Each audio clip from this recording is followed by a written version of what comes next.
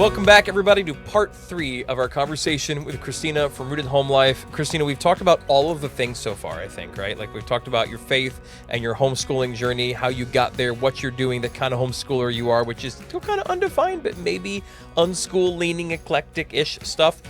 But we started touching a little bit on your social media presence, your YouTube, your Instagram, and the kind of nature schooling vibe that's happening there. That goes back to the, like, what kind of homeschooler you are. Could you share a little bit about what that entails, what led you in that direction, and kind of, do you think that's right for everybody? So I'm going to start with the last part of it. Okay. Do I think it's right for everyone? I do think we're all different. We all have different strengths, weaknesses, interests. Like, God's given us different gifts, all of those. I would say it is for everyone, but maybe in different ways and different amounts. I think there is, like, there's scientific proof that, like, being outside is healthy for you, right? Like, the more I learn about it, the more I'm like, whoa, like, my mind is blown. Like, that's why I feel so good when I'm in the woods. You know, like, there's just every aspect of your physical being. Like, God created a garden. Like, he put the first people in a garden, like the sight, sounds, the smells, the richness of colors, like the fresh air. Like, I feel so connected to God when I'm in nature. I'm in awe of him. Like, we went skiing and snowboarding yesterday, and I'm at, like, the top of the mountain. It's not a huge mountain, and I'm not an expert skier. Just as a side note, like, that's something I'm learning alongside my kids. But I just stopped yesterday at the top. They weren't with me because they found friends and, like, left me. And I was just, like, standing there, and it was foggy, and there was, like, snow all over the pine trees and stuff. And I was just like, wow, God, like, thank you. Like, to just even be here, like, in this beautiful place, in this moment, like, while my kids are just, like, sliding around this mountain, like, you are just so, and I just sat there, like, in awe. Like, before I went down, I just was, like, looking around. I could have cried. I was like, you made this beautiful place and you put us in it. You know, like, this is just so good. And in the beginning, I don't think it was that obvious to me that was what was going on. Like, just touching back on, like, the whole COVID thing, or there weren't places to go. I have a small home. Like, you know, when you touched on the sacrifices that, like, homeschoolers make and things like that. I don't remember if we were in a break or not, but, like, we have a small home for 7 people. We have 1 bathroom. We don't have a lot of land. Like, I'm thankful for our home. I love our home. Thankful for our backyard. But, like, 7 kids not being able to go places and get their energy out, not right.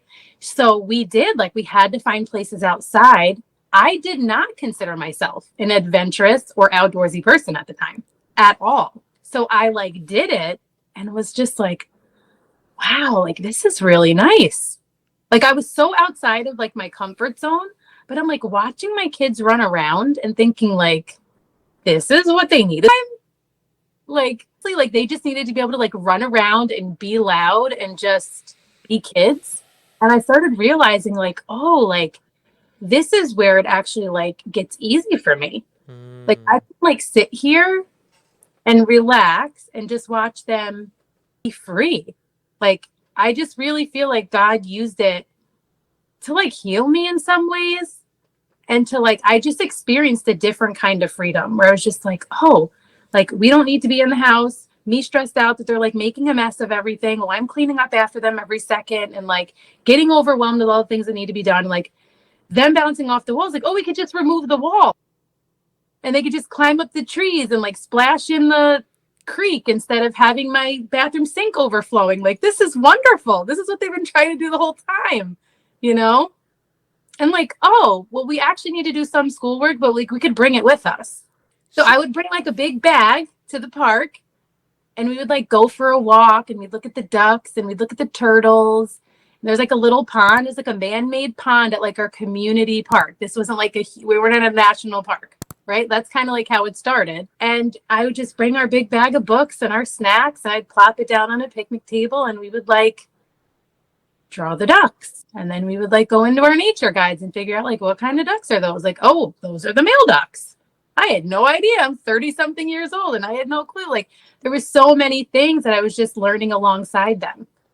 And we were, like, excited about it. And then they would be able to, like, go follow the ducks. It was like, it just felt so much more natural than like, no, I need you all to sit down at this table. We all have to sit down and be quiet and listen, and it's like trying to do that with such a wide range of kids. Like kids don't have that kind of attention span. So you didn't decide on nature schooling, bad pun, but it happened naturally. Yes. Nature schooling happened naturally. Like I started realizing like this works. Like this is really good. Like we need to do more of this. Sometimes it would just be like on our back porch, like we would do read alouds. Speaking of your back porch, can I ask you, what's a mud kitchen? Oh, I love the mud kitchen. The mud kitchen is so good. I've seen it. Tell me about it. It's a play kitchen. Okay. So, like plastic or wooden play kitchen that kids have inside. So you could like throw one of those outside, or you could have your husband build one. That's what we're for, really. That's what we're here for. You could build one for your kids. I'm kind of thinking about it. That's why I'm asking you. There's DIY moms out there that I'm super jealous of. Like, I wish I could do like home renovations in here because I'd be like doing all kinds of stuff. Like, my husband is super handy to do anything, but he works a lot. So anyway. Don't look up Anna White if you don't want to learn how to do things, okay? Because Anna White is a DIY mom with loads of plans on a website on how to make cute things. Anyway, just keep talking. It's fine. Yeah, all about the mud kitchen. It's a snow kitchen currently. Fair. Have that here. We have like hurricane kitchens maybe, but it's just like a play kitchen outside. Yes. And the kids like it. Yes, and then like the springtime and stuff starts blooming, you can have them gather their ingredients, and like it's a really cool way to learn, right? Because you're like, well, what kind of flower is this? So I told you I don't really love screens, which is so ironic, right? Because we're on one, and I have a YouTube and all of that. Yeah. But there are some really cool apps, like this Plant ID app. So like we can just take a picture of it and be like, oh, like this is native, or this is invasive, or this is edible and this is not. So please don't eat this one or you will vomit, right? So there's like all this cool stuff that can just naturally occur outside. Like there's so much learning just at your fingertips, because you could also add how many purple flowers with how many yellow flowers you have. And now you have an addition lesson, right? Like, so I started to realize these things more and more and more. We're like, wow, like look at the symmetry in that thing.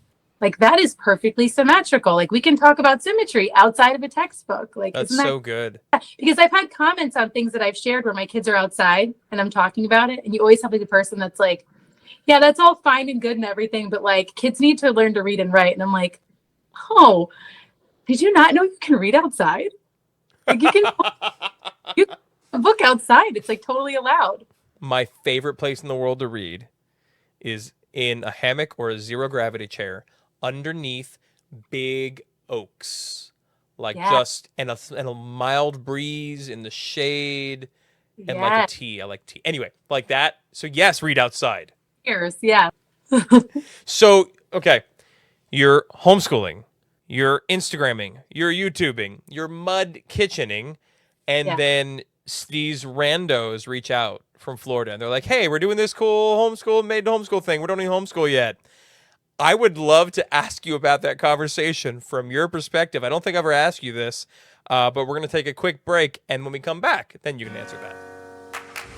Spark your child's love of learning as they experience the awe and wonder of God's creation with Apologia's elementary science curriculum. The award-winning Young Explorer series for grades K through 6th is written using the Charlotte Mason method to draw students into an engaging study of nature and science.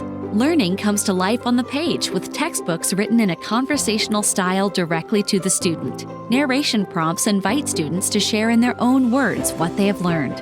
Notebooking journals encourage young scientists to record their observations in the world around them and complete hands-on activities to open up the world of science. Auditory learners will enjoy the companion audiobook option, so students can listen while coloring, riding in the car, or enjoying an outdoor picnic. Each of the 8 titles in the Young Explorer series is written for learners of different age levels, so science can be learned together as a family. Discover Apologia's award-winning elementary science curriculum at apologia.com/explore.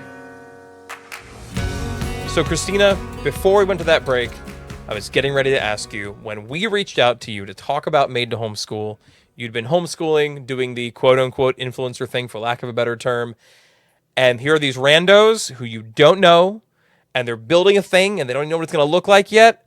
Can you tell me about that experience from your end and kind of get to like why you said yes? I would love to know that.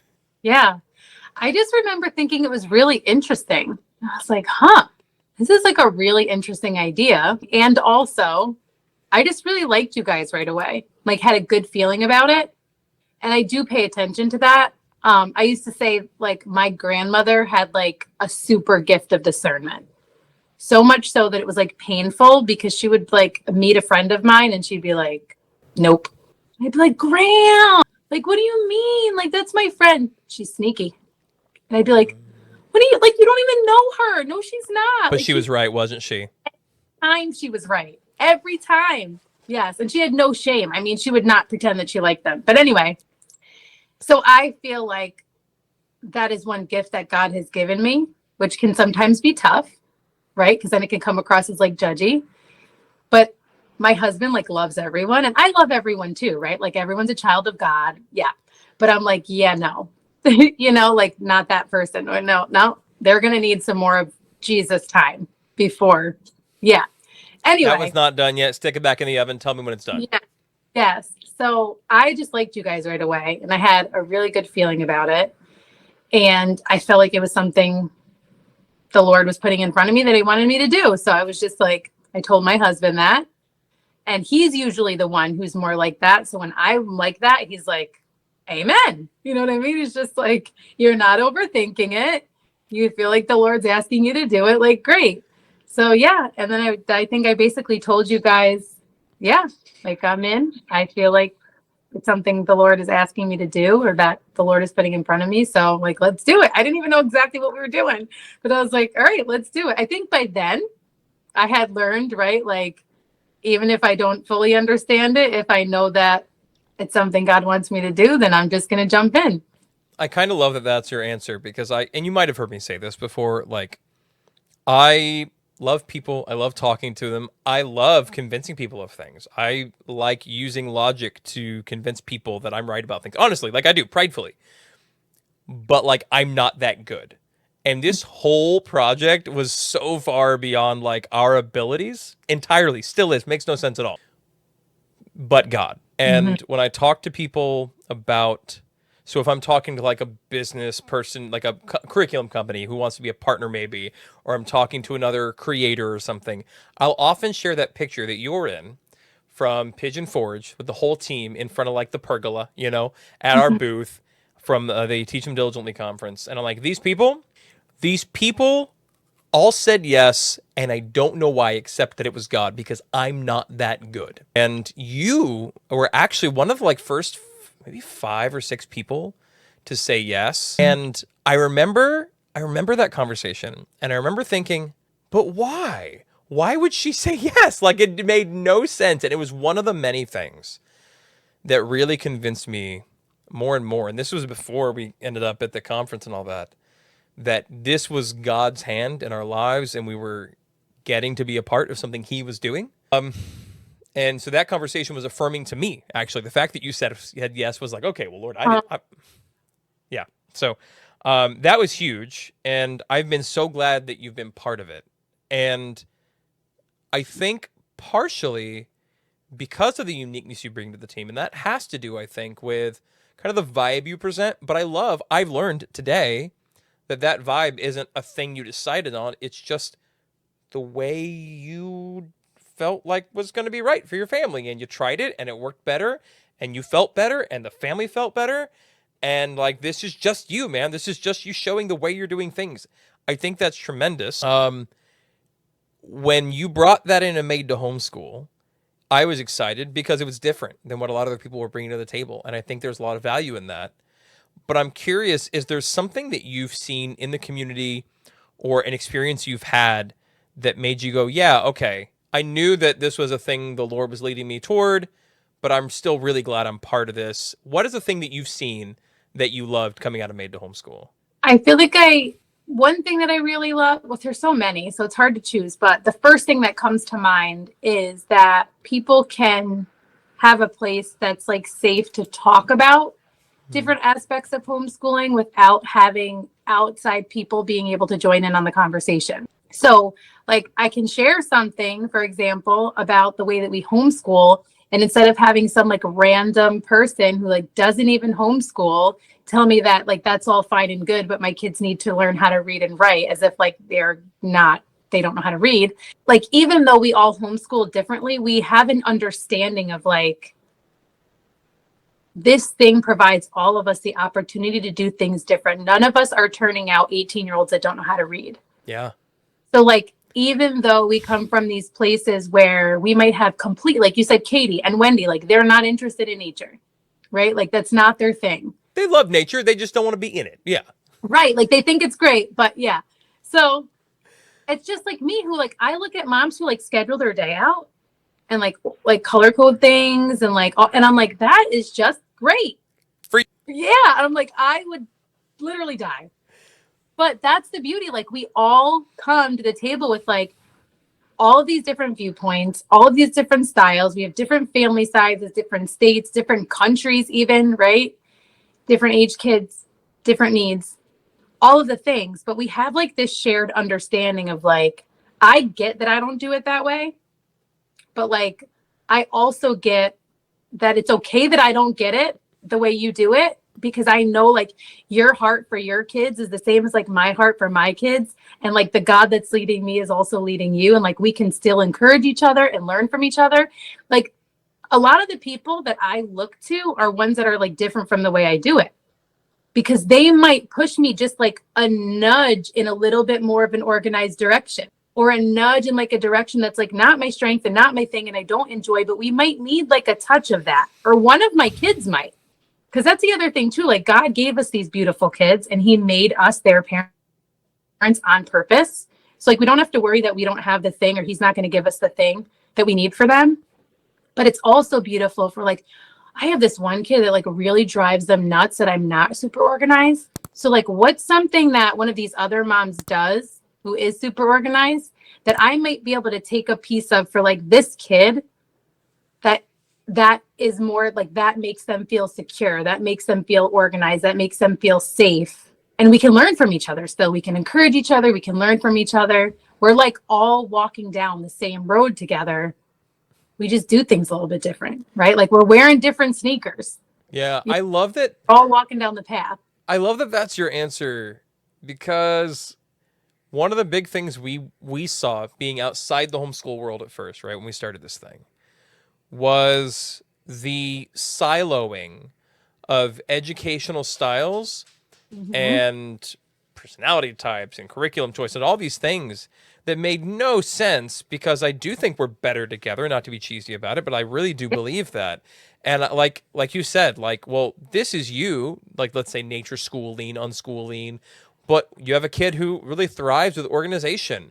That ain't you. Well, hey, we got some of that over here. And it's okay that they're not you, and nobody's judging you for not doing the thing they do by their plan, and you're not judging them for not doing the thing you do by your plan, and it's okay. We can learn from each other, and at the same time, even though we have so much breadth and depth of diversity in different people and different personalities, there's also nobody coming in and saying, you picked like are they going to learn to read thing, or, hey, but what about socialization every 5 minutes? Yeah. It's kind of nice. It's a safe place in like a good way. Yes. And if someone is bringing up socialization, it is to give examples of like what's working for their kids. And you're like, oh, cool. You know, like I could try that, or that's not going to work for us. And that's cool too. And that's totally fine. Can I ask you a couple rapid fire things real quick? Yeah, go for it. Okay. Curious. What would you say? You shared your story of going from like not even considering homeschool to being forced into it with the computer at home and all this with the kids and COVID and becoming a homeschool mom and a homeschool influencer, let alone. What would you say to a mom or family out there who's listening to this right now and they're just like, gosh, I just don't know if I can make the leap? What would you say to them? Jump. Just jump.